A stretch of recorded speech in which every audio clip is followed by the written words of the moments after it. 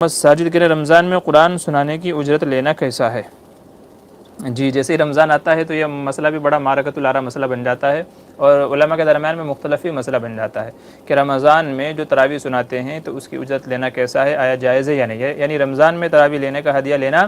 جائز ہے یا ناجائز ہے۔ اکثر اکابرین دھیان سے سن لیجئے کہ اکثر اکابرین کا فیصلہ یہ ہے کہ رمضان میں تراویح یعنی قرآن سنانے کے اوپر اجرت لینا جائز نہیں ہے۔ کیوں؟ کیونکہ یہ ایک اعتبار سے قرآن کو بیچنا ہوا، اور قرآن کریم میں اللہ تبارک و تعالیٰ کا فرمان ہے وَلَا تَشْتَرُوا بِآيَاتِي ثَمَنًا قَلِيلًا کہ میری آیتوں کو تھوڑے سے مال کے بدلے میں، تھوڑے سے لالچ کے بدلے میں نہ بیچو۔ تو گویا قرآن سنانے کے اوپر اجرت لینا، پیسہ لینا، یہ قرآن کو بیچنا ہوا، جس کو اللہ تبارک و تعالیٰ نے منع فرمایا ہے۔ اسی طریقے سے بعض حدیث میں بھی ہے کہ جو بندہ سنانے کے اوپر اجرت لے گا تو وہ قیامت میں اس حال میں آئے گا کہ اس کے چہرے پر گوشت نہیں ہوگا، ہڈیاں ہی ہڈیاں ہوں گی۔ تو اس وجہ سے بعض علماء نے منع کیا ہے کہ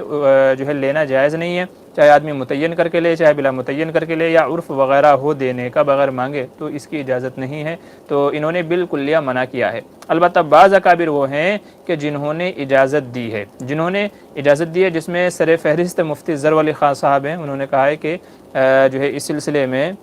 کہ قرآن کریم کے اوپر اجرت لینا درست ہے، اور انہوں نے پھر حرمین شریفین کا جو واقعہ وہاں کے بتایا ہے کہ وہاں 27ویں کو آپ جا کر کے دیکھیں کہ لوگ امام صاحب کو کوئی بنگلہ ہدیہ کرتا ہے، کوئی گاڑی ہدیہ کرتا ہے، کوئی کتنی رقم ہدیہ کرتا ہے، کہ ان لوگوں نے قرآن کریم کا اکرام کیا، قرآن کریم کا اکرام کیا، قرآن کریم سنانے والے کا اکرام کیا۔ آج اللہ نے ان کو اتنی بڑی دولت سے نوازا ہے کہ ان کے پاس کسی چیز کی کمی نہیں ہے۔ اور ہمارے ہاں بیچارے مولوی صاحب کو رمضان میں دینے کی ایک نوبت آتی ہے، اس میں بھی مسئلہ نکال کر کے دینے سے منع کر دیا جاتا ہے کہ جائز نہیں ہے، یوں نہیں ہے، وہ نہیں ہے۔ نتیجہ وہ ہے کہ امام صاحب بیچارہ غریب کا غریب ہی رہ جاتا ہے کہ لوگ عام دنوں میں تو اس کی جو ہے مدد کرتے نہیں ہیں، رمضان کا موقع آتا ہے، اس موقع پر بھی مسئلے کی آڑ لے کر کے اس کی مدد نہیں کرتی، تو امام جو ہے بیچارہ وہ غریب کا غریب رہ جاتا ہے۔ لوگ شوق سے عید کے کپڑے پہنتے ہیں 5-5 ہزار کے، 10-10 ہزار کے، لیکن امام صاحب وہی بیچارے 100-200 روپے کے کپڑوں میں عید کرتے ہیں۔ تو اس لیے ان کا احسن الرسائل مفتی ظفر علی خان صاحب کی جو کتاب ہے اس میں انہوں نے دلائل کو بھی جمع کیا ہے، اور غالباً صحیح بخاری کے ایک حدیث ہے انما اخذتم علیہ کتاب اللہ حقا، جس کا مفہوم یہ ہے کہ اجرت لینے کے اعتبار سے جو سب سے زیادہ مستحق ہے تو وہ کتاب اللہ ہے۔ یہ اگرچہ علماء نے اس کو کتاب الرقا میں اس کو شامل کیا ہے، یعنی جھاڑ پھونک پر اجرت لینا کیسا ہے، کہ جائز ہے یا نہیں، اور جھاڑ پھونک کی اجرت لینے کو علماء نے جائز کہا ہے، تو اس کو اس باب میں وہ محدثین لے کر کے آئے ہیں۔ لیکن مفتی ظفر علی خان صاحب نے اس سے استدلال کرتے ہوئے یہ کہا ہے کہ جب جھاڑ پھونک کی اجرت لینا جائز ہے، بات دل کو لگتی ہے، آپ بھی اتفاق کیجئے گا، بات دل کو لگتی ہے کہ جب جھاڑ پھونک میں بھی قرآن پڑھا جا رہا ہے اور آدمی اس پڑھنے پر اجرت لے رہا ہے،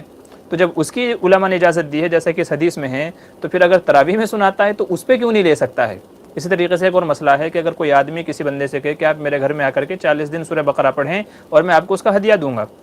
گھر میں برکت کے لیے، تو علماء نے اس کی بھی اجازت دی ہے کہ 40 دن پڑھنا بھی جائز ہے، اس کا ہدیہ بھی لینا جائز ہے۔ تو سوال یہ ہوتا ہے کہ جب یہاں قرآن پڑھنے پہ جو ہے اجرت لی جا سکتی ہے، ہدیہ لیا جا سکتا ہے، تو پھر رمضان میں تراویح سنانے پر کیوں نہیں لیا جا سکتا؟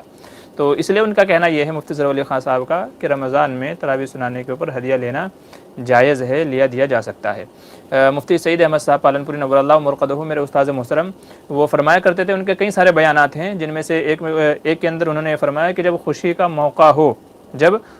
موقع ہو تو لوگوں کو چاہیے کہ امام صاحب کی اضافی خدمت کیا کریں۔ اب وہ خوشی کا موقع کوئی بھی ہو سکتا ہے، امام صاحب کے یہاں شادی ہے، خود ان کی شادی ہے، بچوں کی شادی ہے، کوئی اور مسئلہ ہو گیا ہے، یا تو امام صاحب کو ویسے ضرورت ہے ہاسپٹلائز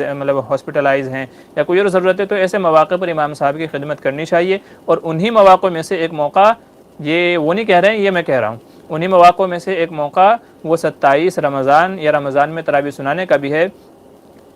کہ جس روز ختم ہوتا ہے، قرآن کریم مکمل ہوتا ہے، تو یہ بھی خوشی کا موقع ہے کہ ہم نے ایک سنت کو مکمل کیا، ہم نے تراویح بھی پڑھی ہے اور تراویح میں قرآن مکمل بھی کیا ہے، تو یہ بھی ایک سنت ہے، تو یہ بھی ایک خوشی کا موقع ہے۔ تو اس موقع پر اگر دیا جائے تو اس کی اجازت ہونی چاہیے، تو بہرحال یہ علماء کے دونوں طرح کے اقوال ہیں، بعض نے جو ہے اس کو جائز کہا ہے اور بعض نے اس کو ناجائز کہا ہے۔ تو اب اس وجہ سے یہ مسئلہ مختلف ہی ہو گیا ہے، اور ہر رمضان میں، رمضان آنے سے پہلے یہ مسئلہ لوگوں کے درمیان میں جھگڑے کا اور نزاع کا ذریعہ بن جاتا ہے کہ عمل کریں تو کس پر کریں۔ تو بھائی اس صورت میں بہتر یہ ہے، علماء نے بعض شکلیں بیان کی ہیں، بعض صورتیں بیان کی ہیں، تو اس طریقے سے ان حیلوں کو اپنانا چاہیے، ان طریقوں کو اپنانا چاہیے۔ جیسے علماء کہتے ہیں کہ ایک دو وقت کی نماز اپنے ذمے لے لے، اور اب جو ہے ان سے کہے کہ بھئی میں جو 1-2 نمازیں پڑھا رہا ہوں تو آپ مجھے ان کا ہدیہ دے، اب وہ زیادہ ہو یا کم ہو کتنا بھی ہو، تو یوں کہے آدمی کہ بھئی میں 1-2 نمازیں پڑھاؤں گا، ظہر کی ہو گئی، ایسا کوئی بھی 1-2 نمازیں اپنے ذمے میں لے لے تو اس صورت میں ان نمازوں کا معاوضہ ہو جائے گا، وہ قرآن سنانے کا نہیں بلکہ ان نمازوں کا معاوضہ ہو جائے گا۔ تو یا تو یوں کر لے، اور یا تو وہ جہاں تک مجھے یاد پڑتا ہے مفتی شبیر صاحب جو شاہی مراد آباد کے اندر ہیں، جو وہاں کے دارالافتاء کے استاذ ہیں مفتی شبیر صاحب، ان کا میں نے ایک مضمون پڑھا تھا جہاں تک مجھے یاد آ رہا ہے، تو انہوں نے کہا تھا کہ اگر آدمی، چونکہ تراویح بھی ایک نماز ہے، مستقل سنت ایک نماز ہے، تو اگر کوئی آدمی یوں طے کرے کہ میں تراویح پڑھانے کا ہدیہ لوں گا، قرآن سنانے کا نہیں، میں تراویح پڑھانے کا ہدیہ لوں گا، تو اس کی اجازت ہے۔ جیسے 5 وقتہ نمازوں کو پڑھانے کی اجرت اور ہدیہ لینا جائز ہے، تو ایسے ہی تراویح کی نماز پڑھانے کا ہدیہ لینا بھی جائز ہے۔ منع کس سے کیا ہے؟ وہ قرآن جو سنایا جاتا ہے اس سے منع کیا ہے۔ تو اگر کوئی بندہ یہ کہے کہ میں صرف تراویح پڑھانے کا ہدیہ لوں گا تو اس کی بھی اجازت ہے۔ تو یہ کچھ شکلیں ہیں کہ 1-2 نماز متعین کر لے، تراویح کی نماز کا طے کر لے کہ بھئی اس کا ہدیہ لوں گا، میں اس کا نہیں لوں گا، یا تو پھر یہ ہے کہ بھئی جو دینے والے حضرات ہیں ان کی طرف سے امید نہ ہو، دینے والے حضرات اپنی خوشی سے دیں، بلکہ امام صاحب کے دل میں اس چیز کا خیال بھی نہیں ہونا چاہیے، بغیر اس چیز کا دل میں خیال لائے ہوئے